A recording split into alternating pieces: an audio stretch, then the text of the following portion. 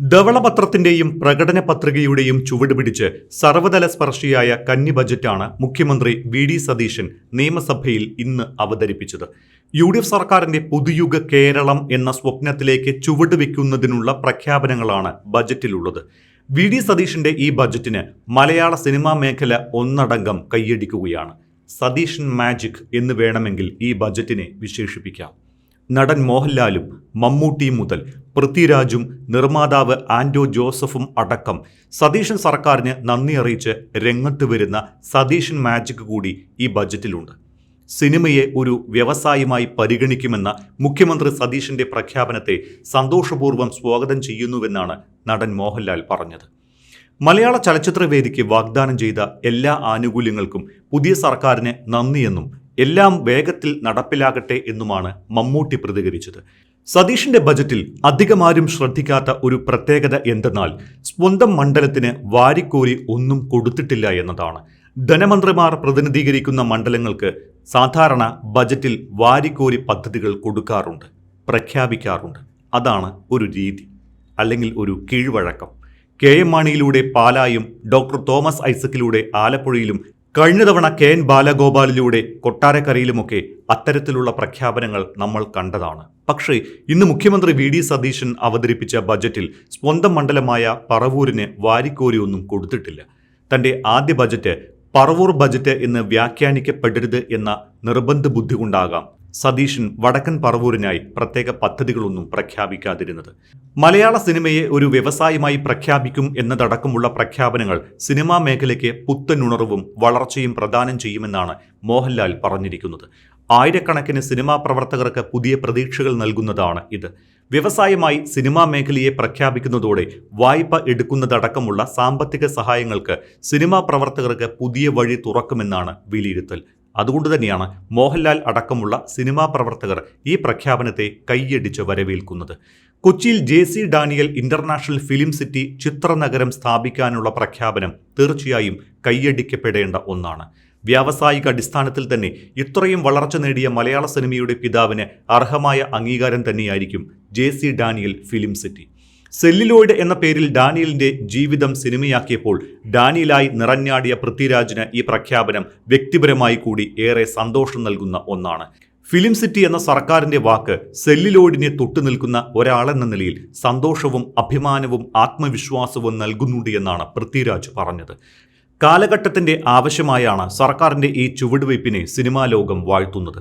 സിനിമയുടെ വ്യാവസായിക പദവി വഴി സിനിമയ്ക്ക് ലഭിക്കുന്ന ചില നേട്ടങ്ങൾ കൂടി ആൻഡോ ജോസഫ് അടക്കമുള്ള സിനിമാ പ്രവർത്തകർ വിശദീകരിക്കുന്നുണ്ട്.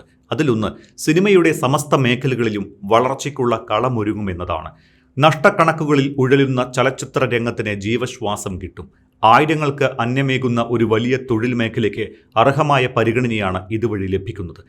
അന്താരാഷ്ട്ര ചലച്ചിത്രോത്സവത്തിനായി സ്ഥിരം വേദി, വ്യാജ സിനിമകൾ നിരോധിക്കാൻ ആന്റി പൈറസി സെല്ലുകൾ രൂപീകരിക്കൽ, ദേശീയ അന്താരാഷ്ട്ര സിനിമാ നിർമ്മാണത്തെ ആകർഷിക്കുന്നതിനായി അനുയോജ്യമായ അന്തരീക്ഷം രൂപപ്പെടുത്തൽ എന്നിവയെല്ലാം സിനിമയെ വ്യവസായമായി അംഗീകരിക്കുന്നതിനൊപ്പം ഈ പദ്ധതി വഴി ലക്ഷ്യമിടുന്നുണ്ട്. ജെ.സി. ഡാനിയൽ ഫിലിം സിറ്റിക്കായി 100 കോടി വകയിരുത്താനുള്ള തീരുമാനം സിനിമാ മേഖലയോട് ഈ സർക്കാരിനുള്ള കരുതലിന്റെ മറ്റൊരു അടയാളമായി വിലയിരുത്താം. കാരണം നമ്മുടെ സിനിമകൾ ഒരുക്കാൻ മറ്റു നാടുകൾ തേടിപ്പോകേണ്ട അവസ്ഥ ഇതോടെ അവസാനിക്കും. ഇപ്പോഴും പല സിനിമകളും ആശ്രയിക്കുന്നത് ഹൈദരാബാദിലെ റാമോജി ഫിലിം സിറ്റിയാണ്. റാമോജി പോലൊരു ഫിലിം സിറ്റി കേരളത്തിൽ ഉണ്ടാകുന്നതോടെ ഈ അലച്ചിലിനും ബുദ്ധിമുട്ടിനും പരിഹാരമാകും. മറ്റു ചില സുപ്രധാന നിർദ്ദേശങ്ങളും പ്രഖ്യാപനങ്ങളും കൂടി മലയാള സിനിമാ ലോകത്തിന് സന്തോഷം നൽകുന്നുണ്ട്. അതിലൊന്നാണ് അന്തരിച്ച നടൻ സലീം കുമാറിനായി എറണാകുളത്ത് സ്മാരകം നിർമ്മിക്കുമെന്നത്. 1 കോടി രൂപ ഇതിനായി വകയിരുത്തിയിട്ടുണ്ട്. എം.ടി. വാസുദേവൻ നായരുടെ ഓർമ്മയ്ക്കായി കോഴിക്കോട് കൾച്ചറൽ പാർക്ക് സ്ഥാപിക്കാനുള്ള തീരുമാനം എം.ടി. എന്ന മഹാ എഴുത്തുകാരനോടുള്ള തികഞ്ഞ ആദരവായി കാണാം. കൾച്ചറൽ പാർക്ക് യാഥാർത്ഥ്യമാകുന്നതോടെ കഥകളി, കൂത്ത്, തെയ്യം, ഒപ്പന, മാപ്പിളപ്പാട്ട്, മാർഗംകളി, അയിനിപ്പാട്ട്, ഗോത്ര കലാരൂപങ്ങൾ എന്നിവ അവതരിപ്പിക്കാൻ വേദിയൊരുങ്ങും.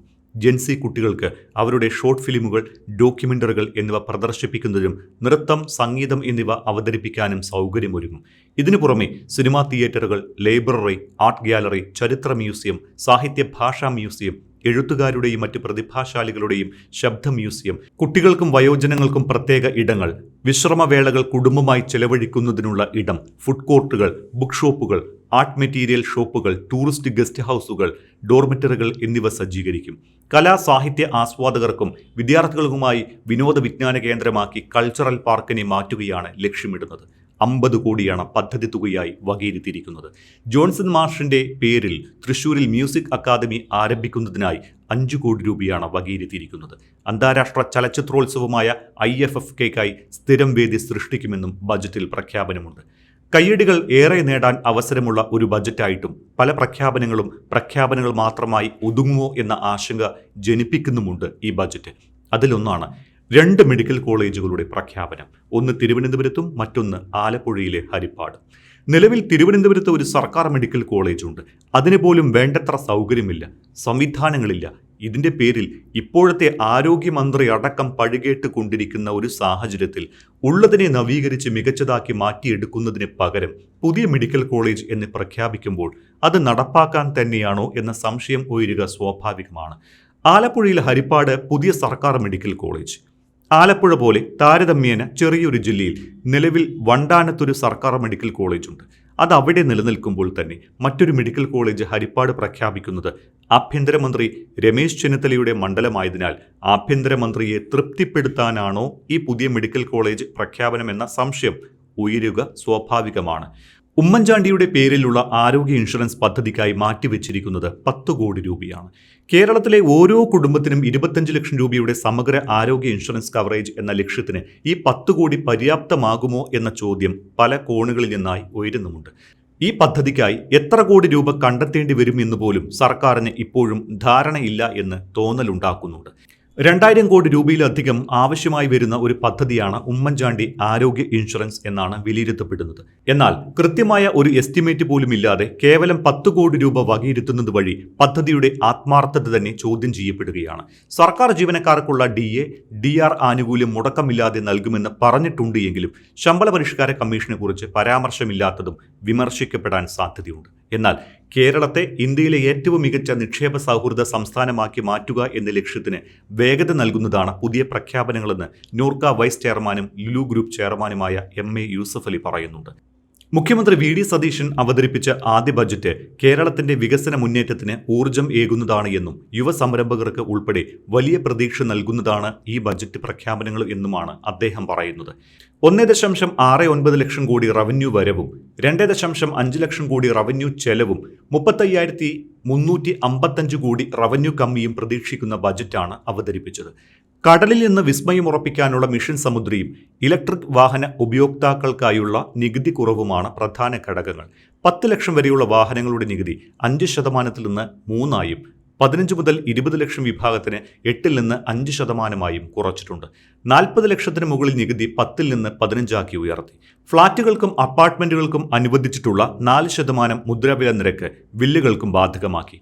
ഓൾ ഇന്ത്യ ടൂറിസ്റ്റ് പെർമിറ്റ് ബസ്സുകളുടെ ത്രൈമാസ നികുതി സീറ്റ് 1 നിലവിൽ 2000 നിന്ന് 900 സ്ലീപ്പർ 1 3000 നിന്ന് 1500 കുറച്ചിട്ടുണ്ട്. തന്റെ ആദ്യ ബജറ്റിൽ തന്നെ ടൂറിസം മേഖലയ്ക്ക് വ്യവസായ പദവി എന്ന ആവശ്യത്തിന് പച്ചക്കൊടി വീശിയതും സതീഷിന്റെ മറ്റൊരു വിസ്മയമാണ്.